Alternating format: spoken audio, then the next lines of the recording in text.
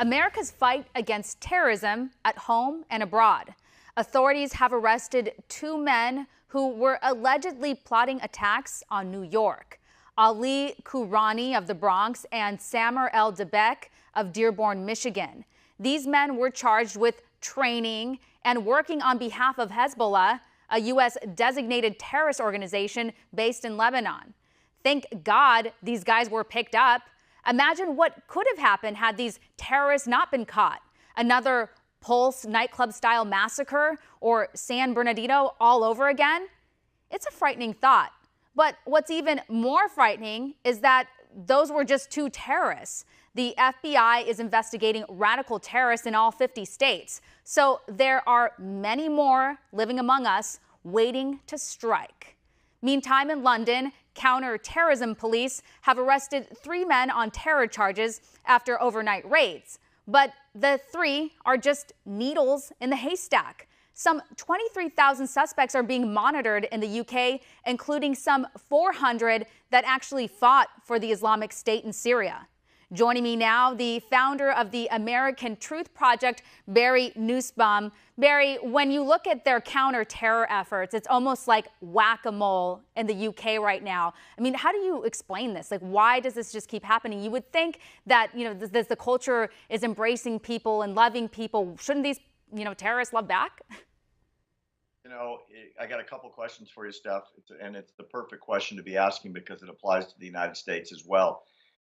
Imagine you've got your best players in an NBA game and they're watching from the stands, and then the coach says, "Oh my gosh, it's late in the third quarter.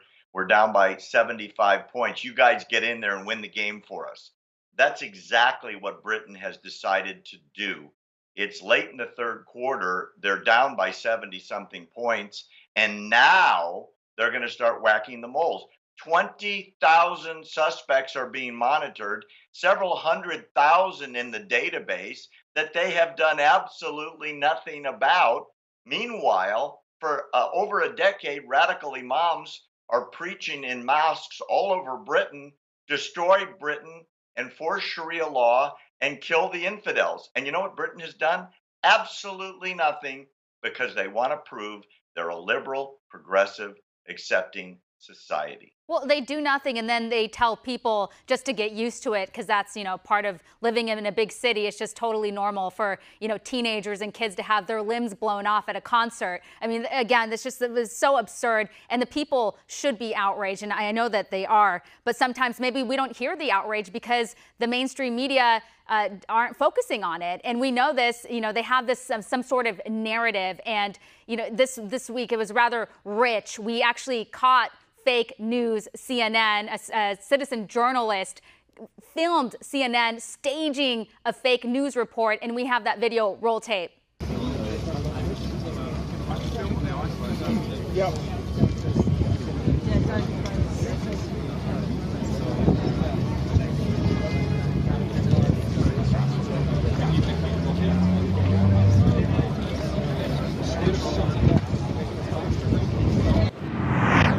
And this is in commemoration to the heroes of London.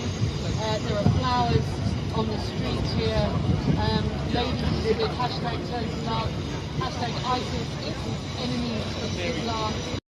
Barry, this is why they call CNN very, very fake news. As a reporter and somebody who used to go out and shoot their own reports with a camera, like, what we saw was not normal. CNN says, oh, well, that's just how we do reports. Nothing to see here. We're just trying to get good shots. That's not how it works. You definitely consider the shots when you're a reporter. You try to get the wide shot, the close up, get a feel of the atmosphere. But you saw them literally directing people over to the street. They probably handed out signs. And, this is, when you watch the video, when they're piling in, you're thinking, 3, 2, 1, fake news, action.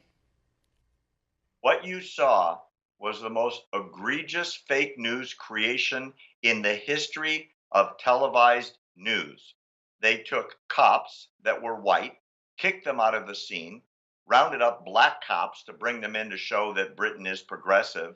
And then they went out and got volunteers, Muslim volunteers, and handed them signs, put about 6 or 7 of them in a very tight shot, and made it appear the street was full of thousands of women against jihad. And when CNN got busted, they had nothing to say. And you know what's even worse? That reporter still has her job, and her producer is on the job today in Britain reporting more fake, made up stories just like this. Yeah, I was going to ask you if this reporter still had her job, because that was really, really unethical in every way, shape, or form. And again, I just want to be clear what this was about. This was an anti-terror Muslim protest. So again, this is significant. This is the narrative that they're pushing. It was a staged anti-terror Muslim protest. Mothers Against Jihad, as if there is such a group. That's what's so discouraging. And the BBC was there and helped organize it. Why? Because it fits the progressive narrative of the British government, which is we're an inclusive, accepting society, and we allow everybody to say whatever they want, which means there are thousands of imams right now, this week, preaching hatred and jihad in Britain from their pulpits.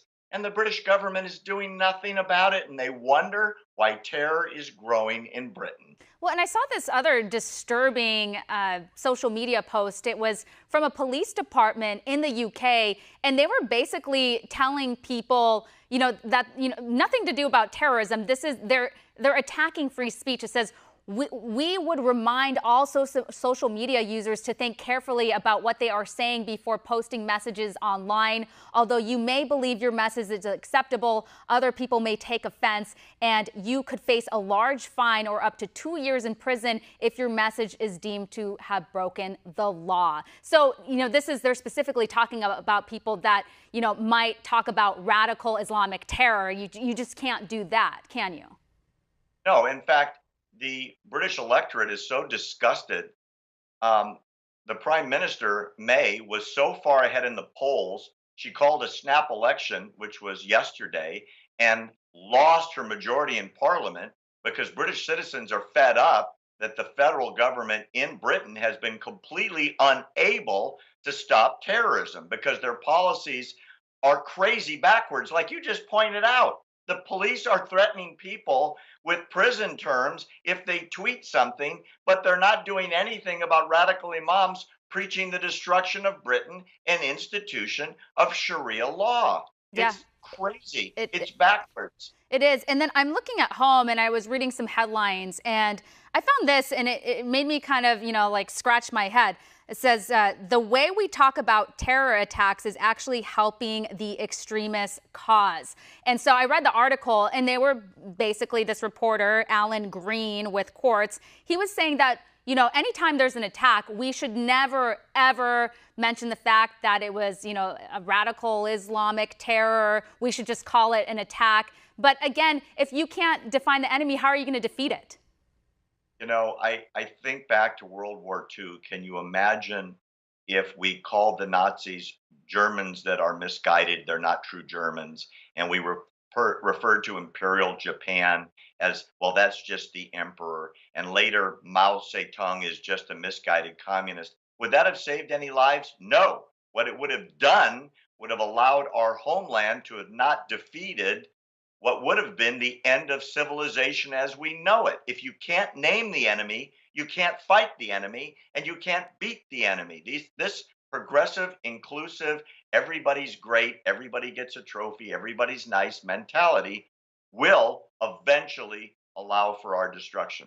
And really quickly, I wanted to get your reaction to this. So then I went to the so-called fact checker Snopes, and they had some sort of report out. It says, who is more of a threat, far right or Muslim extremists? Like, what do they even mean by this? Far right extremists?